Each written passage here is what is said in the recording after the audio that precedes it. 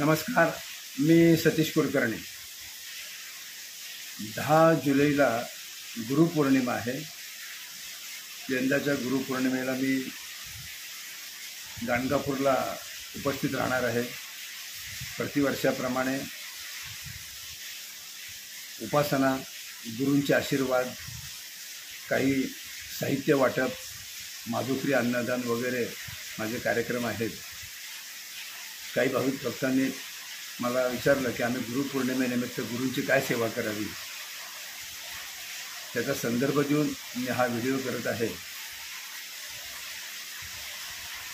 गुरुचरित्रामध्ये सांगितलेलं आहे, गुरुकृपा होय ज्यासी मुख्य त्याला यमाचे भय नाही. त्याचबरोबर दुसरी एक ओवी अशी आहे, गुरुकृपा होय ज्यासी दैन्य दिसे कैसे त्यासी समस्त देव त्याचे वशी कळी काळाचे जिंके नर. गुरुकृपा झाल्यानंतर सगळे देव त्याच्या वंशाला सुखी समाधानी आनंद ठेवतात. सगळे देव त्याला आशीर्वाद देतात आणि ती व्यक्ती, तो भक्त काळाला जिंकतो असा गुरुचरित्रामध्ये उल्लेख आहे. आणि त्याचबरोबर ज्याचे हृदयी गुरुस्मरण त्याची कैसे भय दारुण. ज्याच्या हृदयामध्ये सतत गुरूंचं स्मरण असतं, ज्याचे हृदय गुरुस्मरण त्याची कैसे भय दारुण, त्याला कशाचीही भीती नाही. काळ मृत्यून बाधे त्यासी अपमृत्यू काय करील. गुरुचरित्र अध्याय 14 हा उल्लेख आहे. तर भाविकांना माझं एवढं सांगणं आहे, तुमचे गुरु कोण आहेत हे मला माहीत नाही. मी माझ्या गुरूंचं स्मरण करतो. जो मला चांगला व्यक्ती भेटत, ज्याच्याकडून मी काही शिकतो, ते सगळेच माझे गुरु. परंतु दत्त महाराजांनी कृपा केली. अक्कलकोट स्वामी समर्थ, गाणगापूरचे गुरु नृसिंह सरस्वती महाराज, त्यांनी मला भरपूर दिलं, मानपान दिलं. आणि आता कलियुगाचे तारक हे 3 अवतार आहेत. तर श्रीपाद श्रीवल्लभांनी जे अत्युच्च स्थान मला देऊन माझ्याकडून जी सेवा करून घेतली, त्या गुरूंचं मी जास्तीत जास्त स्मरण करणार आहे.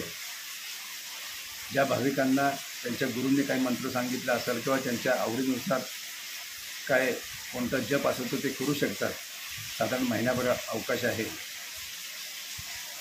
ज्यांना काहीच माहीत नाही त्यांच्यासाठी 3 जप आहेत, जे गुरुपौर्णिमेनिमित्त महिनाभर केले तर एक संकल्प करा की आपण 15 दिवसात, 20 दिवसात, 30 दिवसात एवढा जप करू.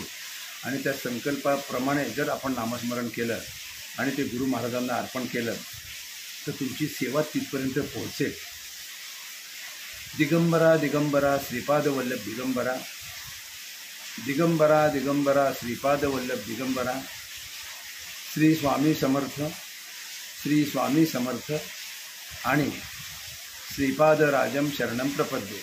श्रीपाद, तुम्ही राजे आहात, आम्ही तुम्हाला शरण येतो. यापैकी आपल्याला जो योग्य वाटेल तो आपण जप आपल्या संकल्पानुसार 1000, 2000, 5000, 11000 जी तुमची इच्छा असेल, तुमच्या कामाच्या व्यापातून, संसारातून तुम्हाला जेवढा जप जास्तीत जास्त करता येईल तेवढा करावा. आणि 8 जुलैपर्यंत तो मला जर कळवला मोबाईलवर तर तो मला गुरुपौर्णिमेला सगळी यादी करून तो गुरु महाराजांना अर्पण करता येईल. आणि जर कुणाला काही यथाशक्ती संकल्पानुसार गुरूंना दक्षिणा, माधुकरी अन्नदान किंवा अभिषेक काय जर करायचा असेल, त्याचे जरी पैसे मला पाठवले तर त्याप्रमाणे मी सगळं करून घेईल. आणि त्याच्यानंतर तुम्हाला पावती, तसा फोटो मी नेहमीप्रमाणे पाठवून देईल. आपण फार भाग्यवान आहात की आपल्याला हे 3 गुरु मिळालेले आहेत. मला तर मिळालेले आहेतच. आज गुरूंबद्दल बोलायचं झालं तर चांगलं भरपूर बोलता येईल, पण गुरूंची संख्यासुद्धा भरपूर वाढलेली आहे. त्यात पैसे उकळणारे, लोकांना खोटं सांगणारे, लोकांना त्रास देणारे, स्वतःचा अहंकार जपणारे, स्वतःचं महत्त्व वाढवणारे गल्ली बोळा गुरु वाढलेले आहेत. ते गुरु होऊ शकत नाहीत. आणि त्यांना देवाने टेंडर दिलं नाही की तुम्ही लोकांना गुरु करून आपलं शिष्य करून घ्या आणि तुम्ही गुरु व्हा, असं कुठेही सांगितलेलं नाही. आपल्या अज्ञानामुळं आपण नाही त्या व्यक्तीकडे जातो, त्याचं भलं होतं. तुम्ही आहे तिथंच असता, तुमच्या खिशातले पैसे जातात. आणि आजकाल तर फॅड झालं आहे की गुरुपौर्णिमा म्हणजे खरं म्हणजे गुरूंचे आशीर्वाद घ्यायला पाहिजे, सामुदायिक नामस्मरण करायला पाहिजे. ज्यांनी आपल्यावर उपकार केलेले आहेत त्यांच्या घरी जाऊन त्यांना काहीतरी दक्षिणा देऊन त्यांच्या चरणाला स्पर्श करून आशीर्वाद घेऊन चहा पाण्याचा कार्यक्रम करायला पाहिजे. परंतु असं कधीही घडत नाही. मोठमोठ्या ठिकाणी आता गरबासारखे सुद्धा गुरुपौर्णिमेचे कार्यक्रम व्हायला लागलेले आहेत. मी गाणगापूरला पाहतो, आलतू फालतू येतात महाराज, कोट्याने पैसे घेऊन जातात, लोक त्यांच्याजवळ गर्दी करतात. अत्यंत अज्ञानी मनोरुग्णसुद्धा असे काही गुरु जे आहेत. सावध व्हायला पाहिजे म्हणून ह्या आम्ही गोष्टी वारंवार सांगतो. परंतु भाविकांमध्ये काही बदल होत नाही. ते खरं म्हणजे त्यांनी स्वतः गुरु व्हायला पाहिजे. त्यांनी दुसरीकडे जाऊन दुसऱ्यावर अवलंबून राहून काहीही करता कामा नये. दुसऱ्याच्या डोक्याने आपण चालत असल्यामुळं, त्यांच्या बुद्धीचा, त्यांच्या मेंदूचा आपण वापर जास्त करत असल्यामुळं आणि त्यांना गुरु मानत असल्यामुळं तुम्ही जास्त दुःखी आहात.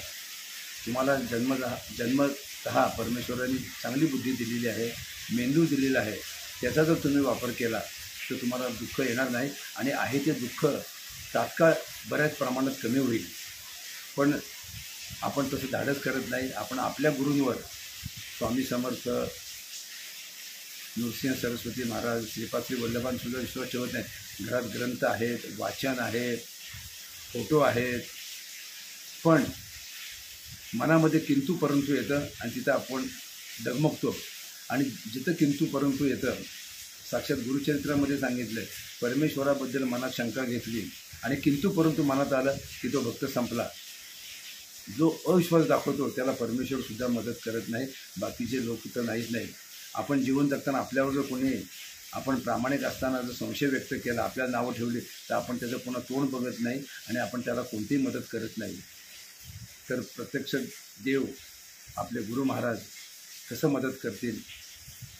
म्हणून ज्याला गुरूंना शरण जायचं आहे, ज्यांना गुरूंवर विश्वास ठेवायचा आहे, तर त्यांनी श्रीपाद राजम शरणम प्रपद्ये, दिगंबरा दिगंबरा श्रीपाद वल्लभ दिगंबरा, श्री स्वामी समर्थ हा जप गुरुपौर्णिमेपर्यंत म्हणावाच. मला कळवायचं असेल तर 8 ऑगस्टपर्यंत कळवा. तर मला यादी वगैरे करून ते सगळं नियोजन करायला वेळ लागतो. पण तुम्ही 10 तारखेपर्यंत गुरुपौर्णिमेपर्यंत हा नामस्मरण करा.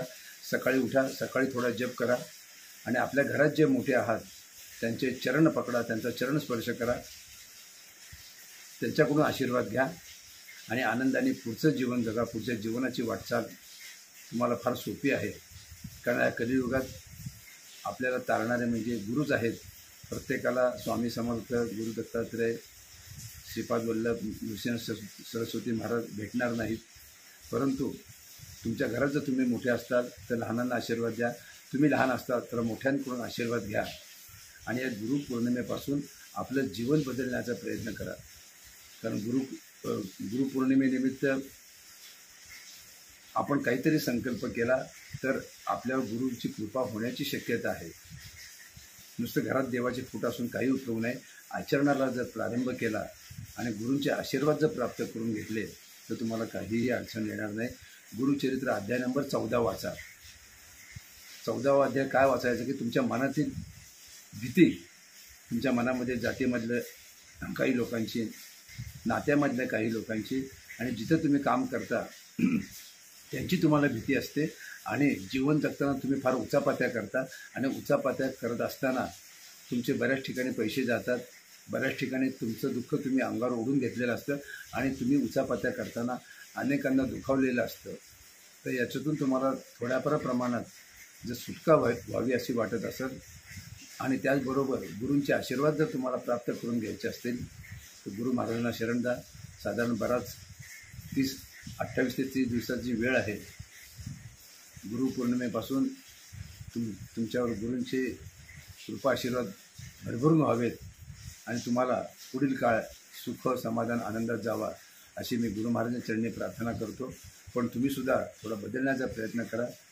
गुरुकृपा कशी असते हे जर जाणून घ्यायचं असेल तर गुरुचरित्र अध्याय नंबर 14 सायनदेवाची कथा आहे ती वाचा आणि दिगंबरा दिगंबरा श्रीपाद वल्लभ दिगंबरा हा जप म्हणून गुरु नृसिंह सरस्वती महाराज श्री स्वामी समर्थ हा जप करून स्वामी समर्थांना आणि श्रीपाद राजम शरणम प्रपद्ये हा जप म्हणून श्रीपाद श्री वल्लभांना शरण जाऊ, ते आपले गुरु मानू आणि त्यांच्याकडून आशीर्वाद प्राप्त करू असा संकल्प करा.